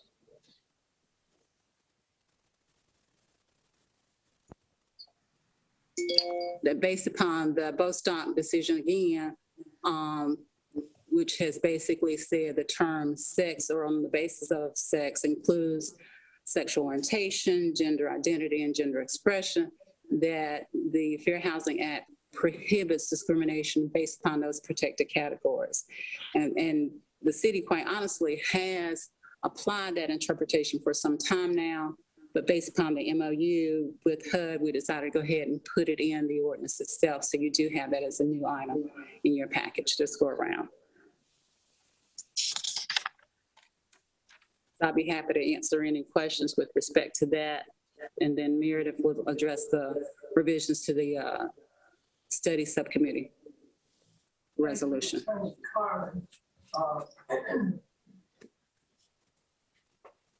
Thank you, Attorney Carmen. Councilmember Clark. A couple things. In Washington, the House just passed some resolution, not resolution, I guess it's a law that's over on the Senate side. And I get that law is attempting to codify the decision from the court case. It's HR 5, and it's over on the Senate side.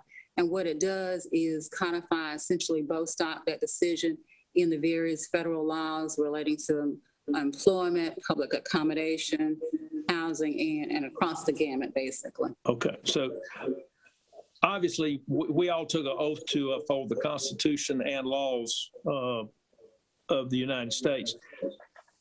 In the court case that was ruled on, we would uphold that because that's what we're supposed to be doing.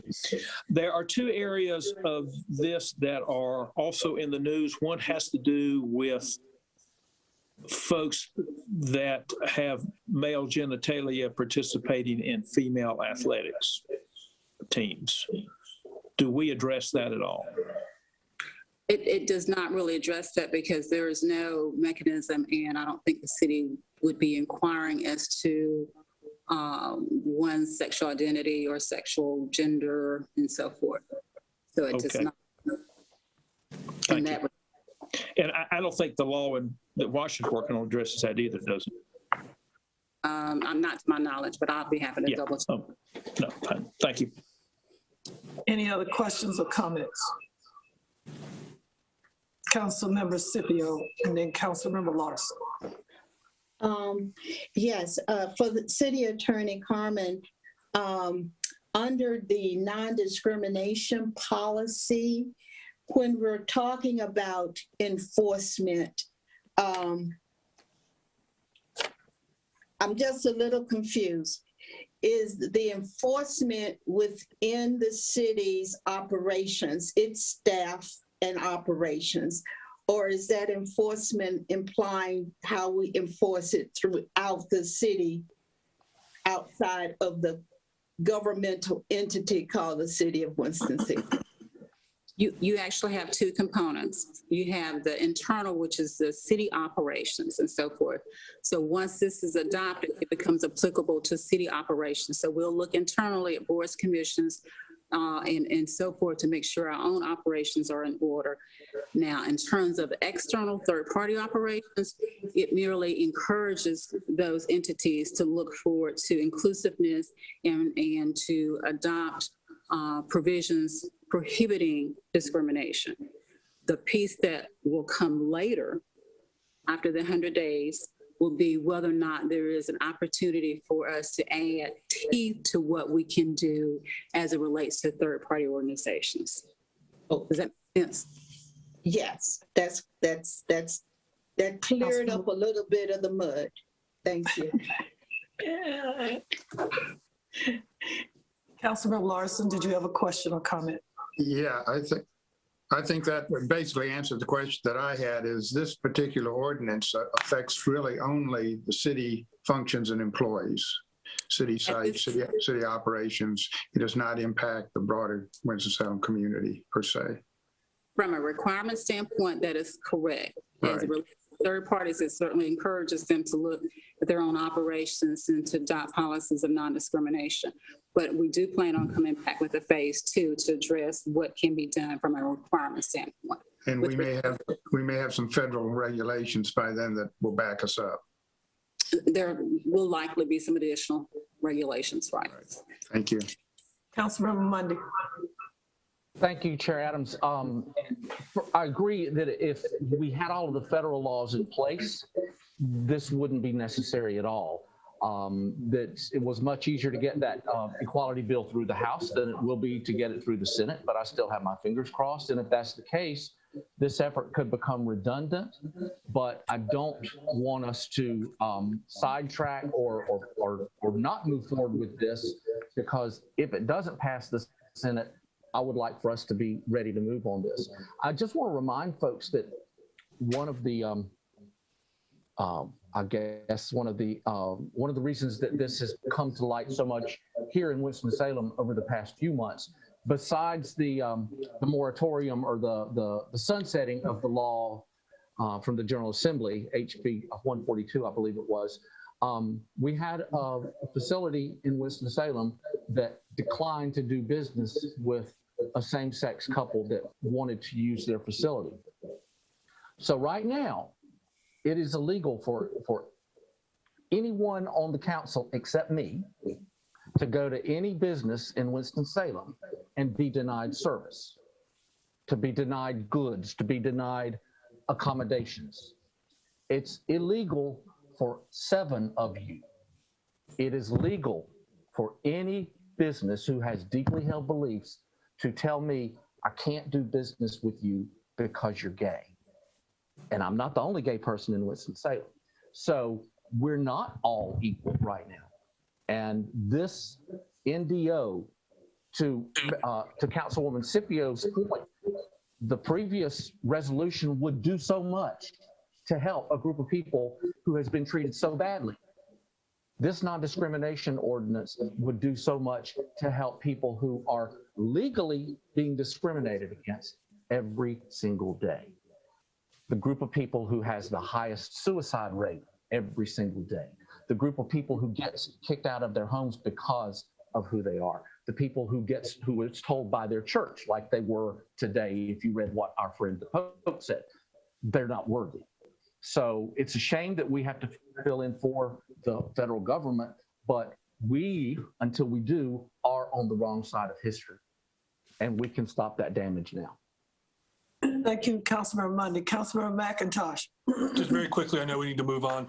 I think this represents where the vast majority of Winston-Salem culture community is at, so I'm all for it. Thank you. Councilmember Clark. Yeah, Mr. Mundy, that reminded me of something, and I'll address this to the city attorney. I believe there is a Supreme Court ruling, and I think it was the bakery or the whatever in Colorado case. Cake, whatever it was, that case still exists and stands. And this wouldn't affect it. Is that a question for the city attorney? That's a question for the attorney. I mean, the Supreme Court said the baker didn't have to make the cake for the guy in Colorado, and I don't think this ordinance will override the Supreme Court. I think that's correct, but I'll be happy to provide some additional information. Yeah, I know just enough to be dangerous in this area. Yeah, we know, but we appreciate it. Anyway, I want to, Carol, you have a... I just wanted to say, to make it clear that this is the second go around for this item, consideration of this item. So if the committee is certainly ready to move forward, it certainly can. And I know Ms. Martin would like to address the additional resolution at the appropriate time. Okay. Ms. Martin. Good evening again.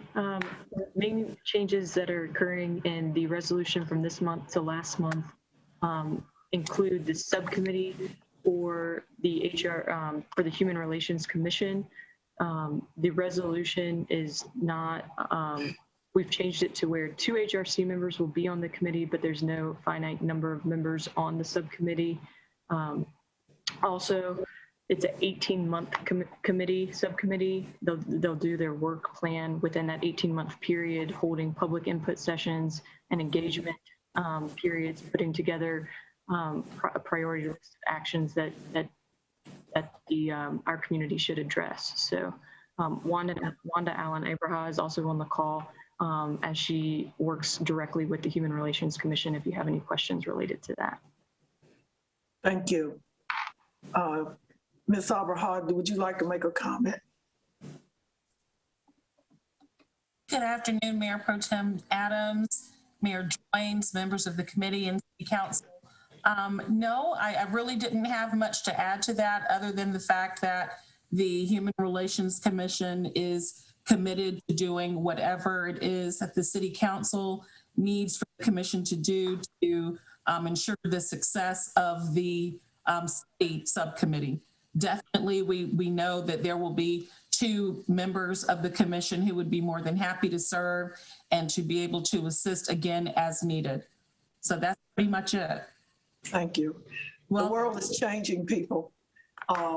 Just as some of us and others have always let us know, the world we live in is not going to be the way we want it totally, but we can all live in and get together with respect for each other as human beings.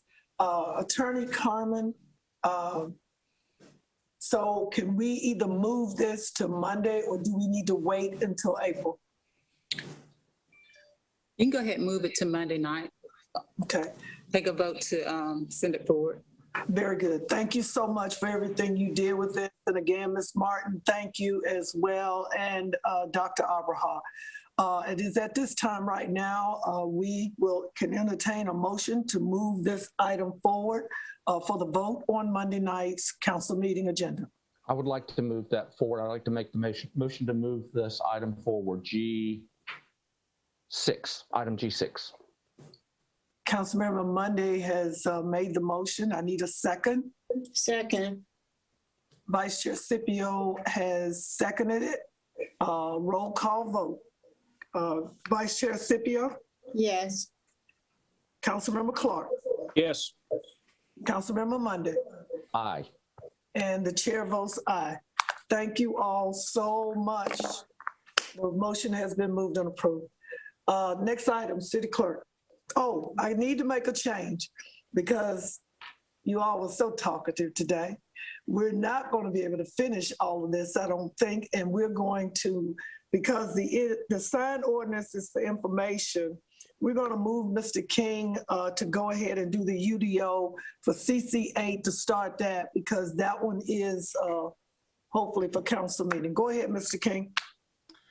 Thank you, Mayor Pro Tem. Yes, we have 2 housing items on your agenda this afternoon. The first being UDO CC8, and there's 2 components to that text amendment. The first of which is our staff looked at creating a PUD, a planned unit development ordinance that would give sort of a tool in the UDO for developers to write an applicant to write their own zoning district, provided certain conditions were met. That's the first piece and component of the text amendment to add some more flexibility. The second component of the text amendment is to create an ordinance that allows for cottage courts. So that's a smaller, missing middle infill development tool for housing.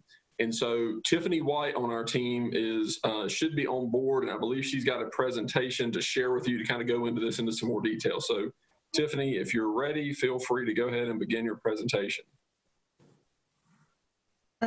If someone could allow my video. There we go. You got a video too. Thanks. There we go. Hi.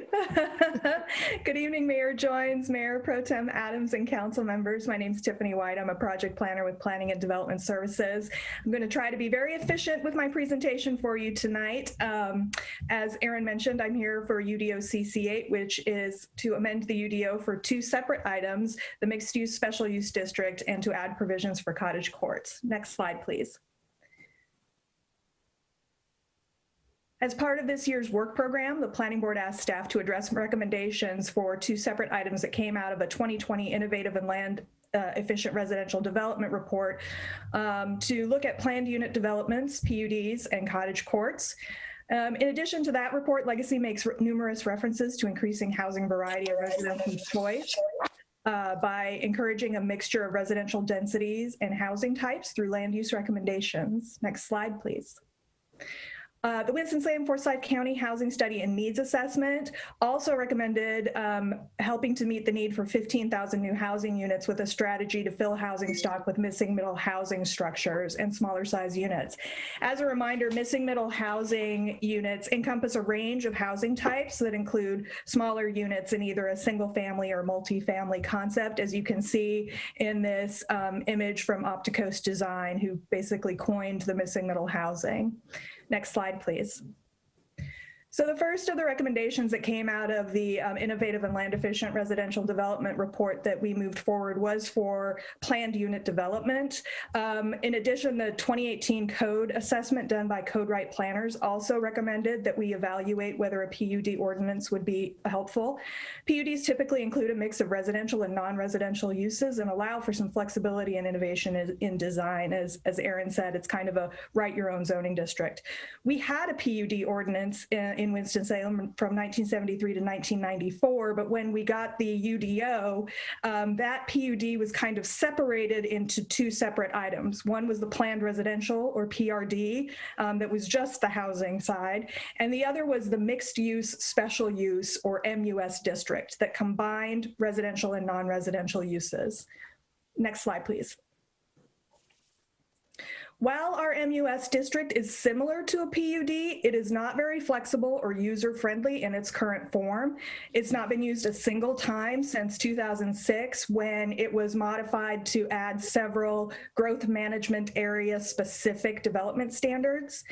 Rather than add another use to the UDO, staff proposed modifying those MUS standards back to better accommodate some flexibility similar to a traditional PUD by removing unnecessary district standards, removing references to TOD, which is transit-oriented development, and TND, traditional neighborhood development, removing regulations duplicated elsewhere in the UDO, and reducing the number of required uses from 3 to 2. So you'll see those changes in the document that we proposed moving forward. Next slide, please. The second recommendation that came out of that Innovative and Land Efficient Residential Development Report was to recommend considering cottage court ordinance. Cottage courts are developments with smaller attached or detached housing oriented around a central courtyard. They typically have smaller footprints, and they're now considered one of the missing middle housing types. And that image I showed earlier from Opticoast Design, like basically right in the middle was little cottage courts. So in addition, in its report on diversifying housing options with smaller lots and smaller homes, the National Association of Home Builders recommended cottage courts as a best practice. Next slide, please. I did a lot of research on cottage court standards around the country, and the provisions varied, but they all had certain commonalities. And I'm not going to read all these, but basically neighborhood character, minimum and maximum number of units, limits on zoning districts, orientation, and increased allowed density over the underlying zoning. Next slide, please. So based on all that research and what some of the common standards were for other cottage court ordinances, staff is recommending allowing cottage courts in GMAs 1, 2, and 3 only in the specific zoning districts listed there, with a minimum of 4 and a maximum of 14 units per development, and a maximum building height of 30 feet to promote that small scale residential character. We're requiring only 1 parking space per dwelling unit, which is less than the standard residential parking requirements, again, to keep this small scale infill residential character, and allowing a 25% density bonus above the underlying zoning. Next slide, please. This is just an image, and we can come back to this, but kind of the universe of residential development in Winston-Salem. There's single family homes, of course, but then on this you can see minor subdivisions which allow up to 3 lots. And then where cottage courts would fit in, the 4 to 14 units. And then you go to conventional subdivisions and PRDs, which are lots of single family units. And then the lower is kind of the multifamily tier. So the mixed use or MUS development, which would be, again, that mixture of residential and non-residential uses. And then everything from twin homes and townhomes up to lower and higher density multifamily. Next slide, please. As we were going through this process, we wanted real world examples. So we looked at various lots, real lots all across the city to see what cottage courts would look like. And these are just a couple of examples. This on the left is an unsubdivided 1 acre lot in the city. And with it being unsubdivided, 1 residential unit would fit there under current zoning. With the cottage court, you can see that we would be able to put in several smaller cottage court units. Next slide, please. This is just another example, again, of a real world site in Winston-Salem. These are 4 adjacent lots under single ownership, and it adds up to about 1.25 acres and what a proposed cottage court development would look like on the same site. Next slide, please.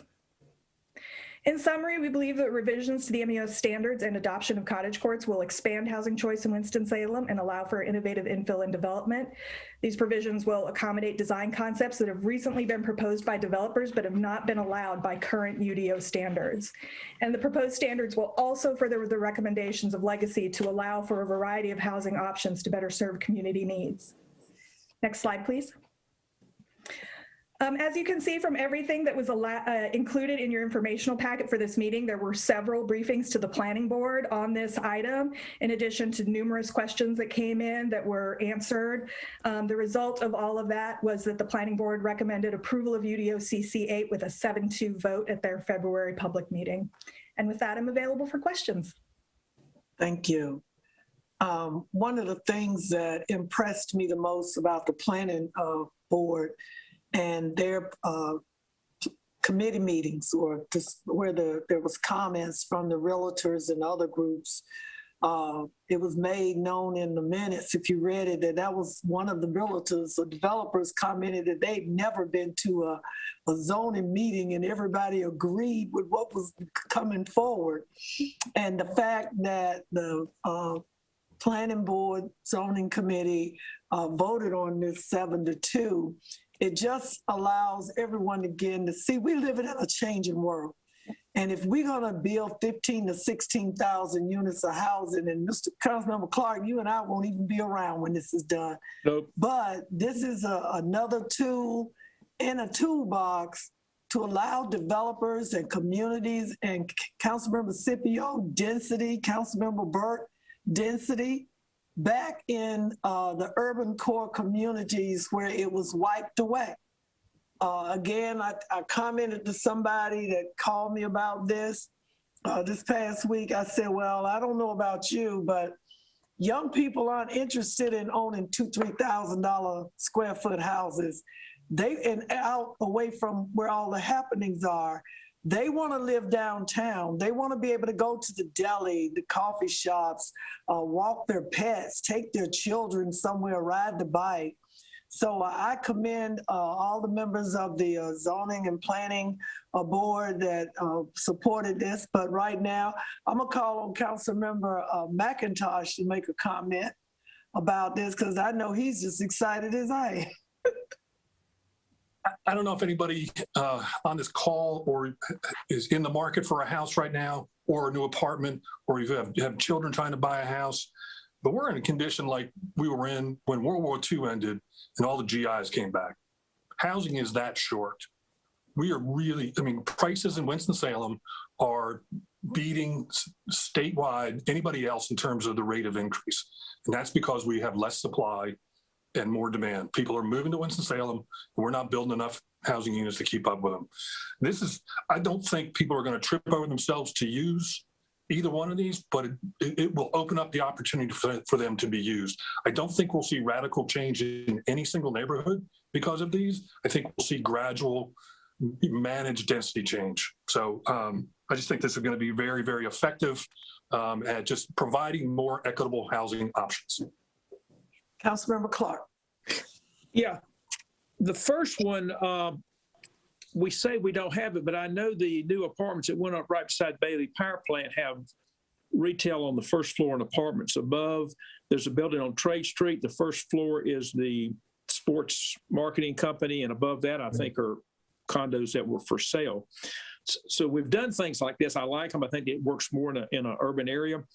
I have 3 children. They all live in large cities, and this is very typical that the first floor is retail, et cetera. Maybe a second floor, maybe be doctor's offices, and then residential above it. The other one, I was okay with it till you showed the pictures, but there are neighborhoods that have 3/4 acre, 1 acre size lots. And are we saying without anything, somebody can walk in there and build 6 homes on it?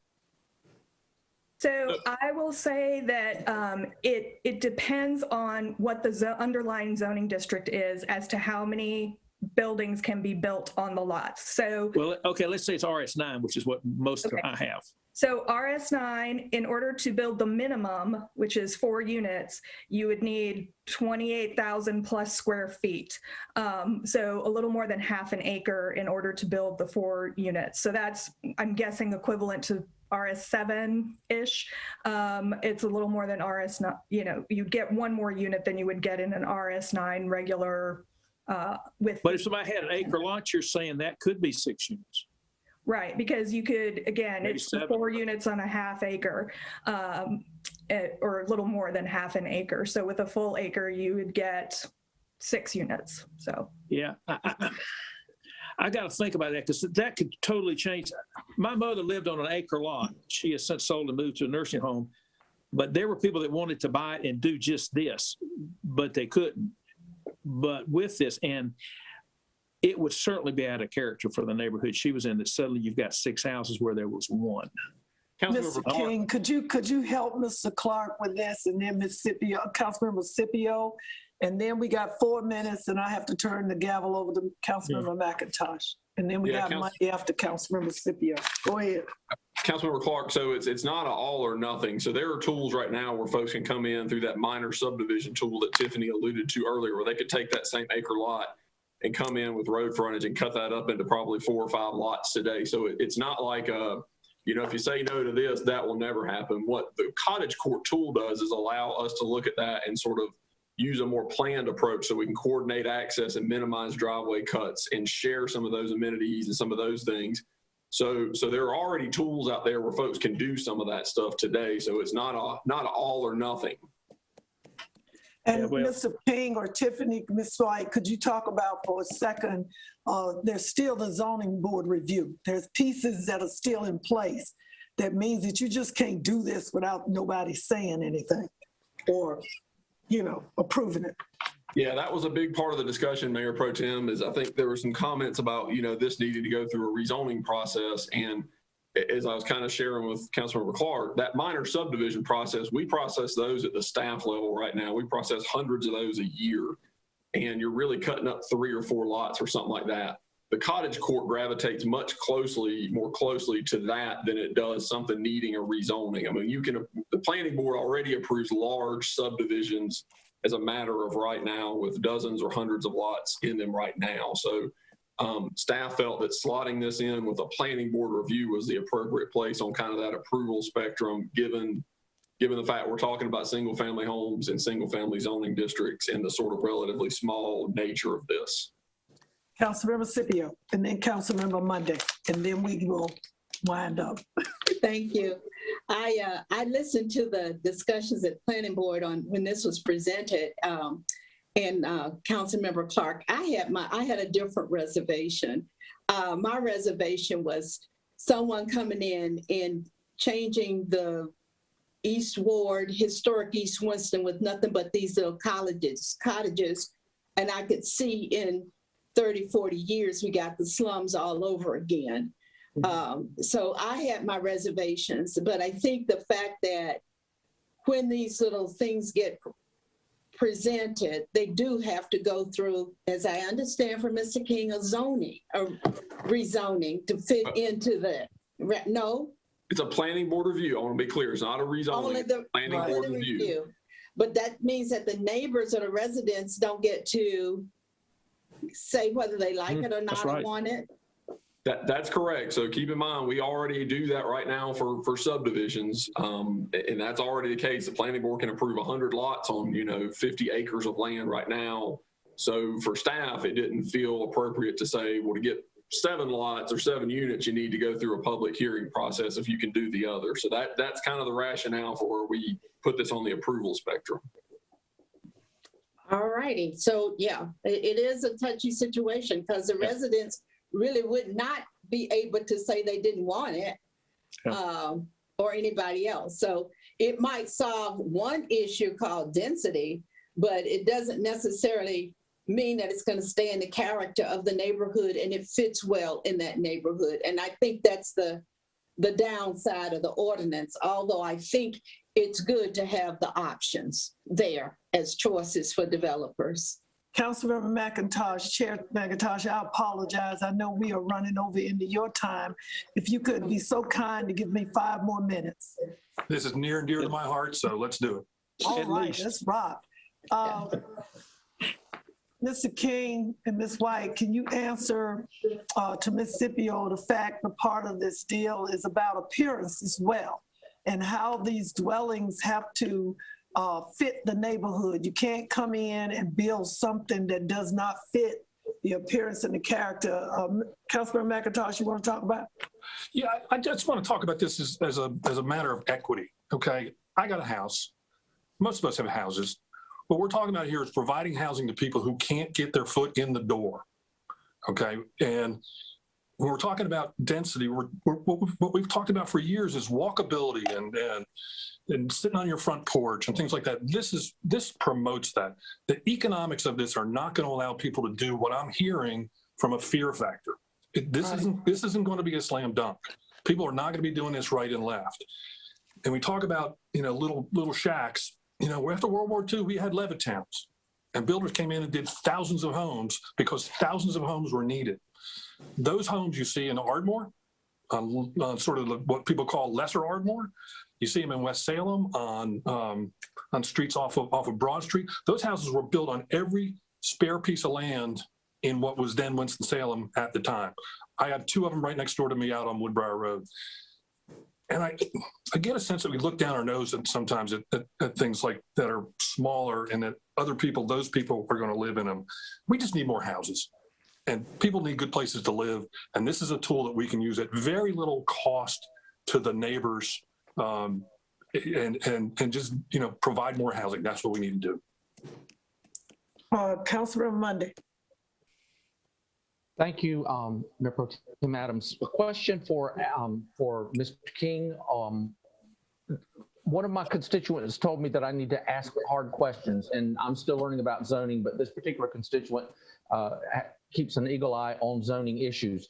She was concerned that the UDO, CC8, and MUS were mixed into one single bag, which typically, she tells me, doesn't happen, and wondered why these were pushed through so quickly. I don't think there's anything to worry about there, but could you address that concern that was expressed by a constituent? Yeah, I'd be glad to, Councilor Mundy. So as Tiffany alluded to in our early slides, we wrote a report for the planning board, and they asked us to look, as we talked about earlier, sort of the changing conditions around the housing market. We did that report, and we included 5 or 6 recommendations in there. And so when the planning board voted to receive that report and ask us to move forward with it, we had to implement it. And so what we did as staff is we looked and said, where do we start? And the first place to start was we thought the MUS piece was pretty straightforward, so we added that in. And then we also thought the cottage court was kind of the next low-hanging fruit, and so we put those in together.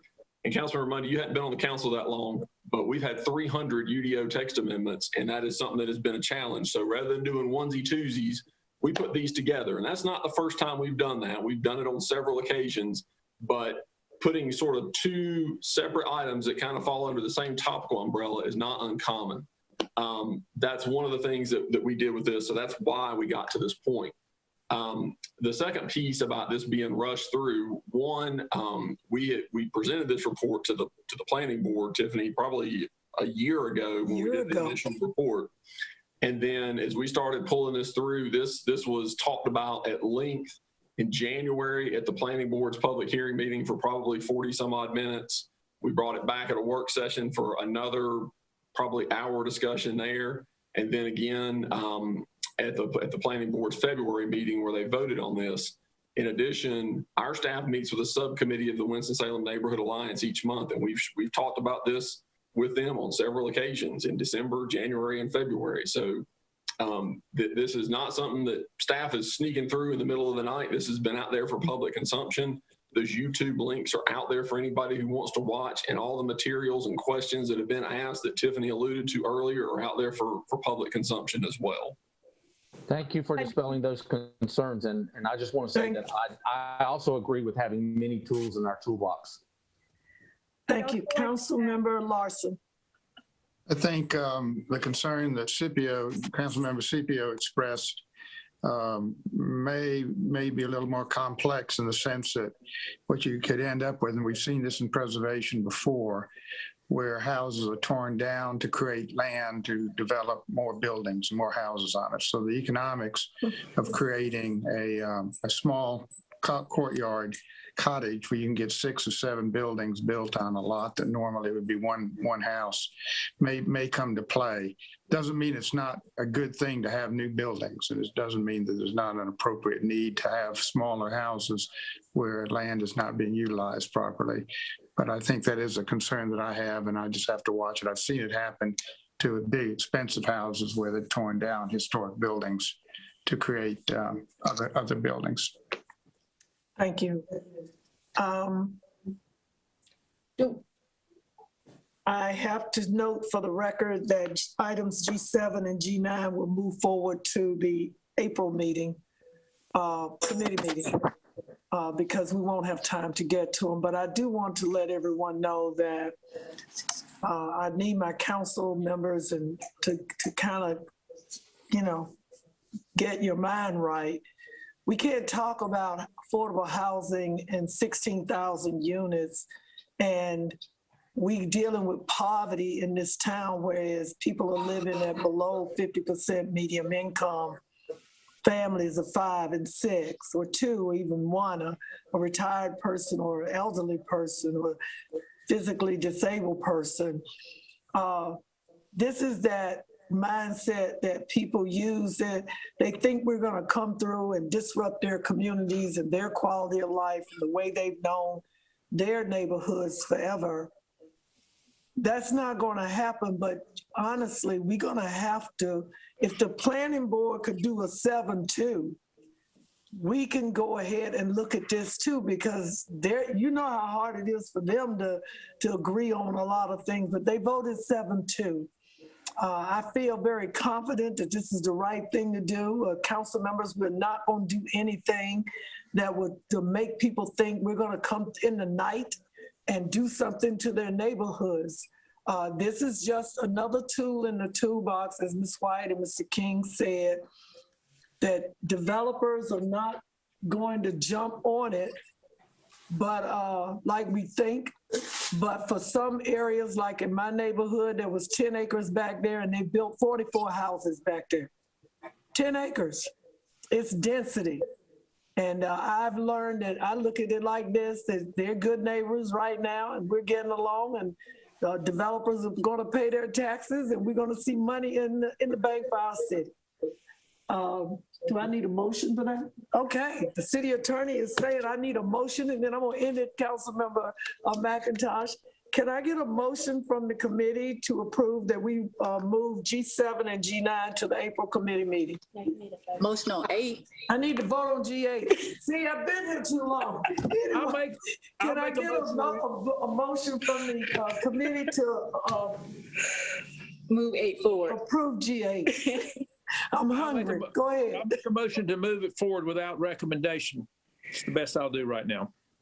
Okay. Do I need a second on that, attorney? Yeah, Need a second. Second. I have a second from Council Vice Chair Scipio that we will move this forward at our recommendation to council for Monday night. I also need a motion for. Roll call vote. Oh, I need to do, I told you I'm hungry, my blood sugar. Roll call vote, Vice Chair Scipio. Yes. Councilor Clark. Yes. Councilmember Mundy. Aye. And the chair votes yes, and the motion passes unanimously. Now, do I need to do anything with G7 and G9? Okay, we've already done that. Okay, we agreed. If we clear all hearts and minds, we did it. Thank you, Councilmember McIntosh, for your courtesy in allowing us these extra minutes. What time are you planning on start? Let's give it about 7 minutes, so about, 6:15, 6:16, somewhere in there. Okay. No more than 5. We're going to All right, 6:20. Public Works at 6:15. Again, thank everyone. This meeting is adjourned. Thank you.